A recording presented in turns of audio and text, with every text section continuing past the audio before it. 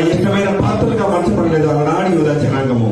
దేవుడు ఇర్మియాను పిలుస్తూ, ఇర్మియా ఎందుకయ్యా వాళ్ళతో చెప్పు, నా మాటగా వాళ్ళు చెప్పు, నా నుండి జారిపోతున్నారు. ఇర్మియా చేతుల నుండి ఎలాగైతే జారిపోయారు అలనాడు, ఇర్మియా చేతుల నుంచి ఒక మట్టి ముద్ర ఎలాగైతే జారిపోయిందో ఈ రోజున నా చేతుల నుంచి వారు జారిపోతున్నారయ్యా. ఒకసారి వారికి చెప్పాయా అని ఇర్మియా ప్రవక్త ద్వారా చెప్పిన దేవుడు ఈ రోజు నీతో నాతో మనందరితో ప్రయత్నిస్తున్న మాట ఏంటో తెలుసా? నా నుండి మీరు జారిపోతున్నారు. మిమ్మల్ని విలువైన పాత్రలుగా చేశాను, మిమ్మల్ని విలువైన పాత్రగా ఉండాలని చేశాను, బలమైన పాత్రగా ఉండాలని చేశాను.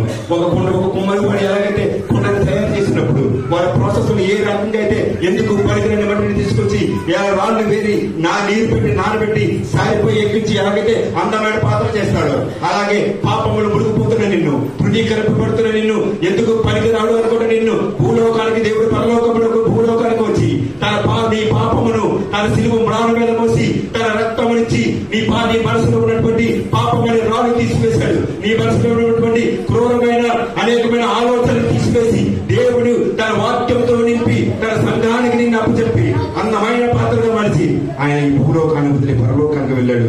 రేపు తను ఎదురు చూస్తూ ఉన్నాడు. ఆ పాత్రను కాపాడుకుంటున్నావా లేదా? నీ కోసం రాబోతున్నాడు దేవుడు. విలువైన పాత్రగా ఉండాలి అంటే దేవుడు ఎలాగైతే చేశాడో అలాగే ఉండాలి. నీలో పాపం అనే రాళ్ళు ఉండకూడదు, నీలో కక్ష అనే రాళ్ళు ఉండకూడదు, అసూయ అనే రాళ్ళు ఉండకూడదు.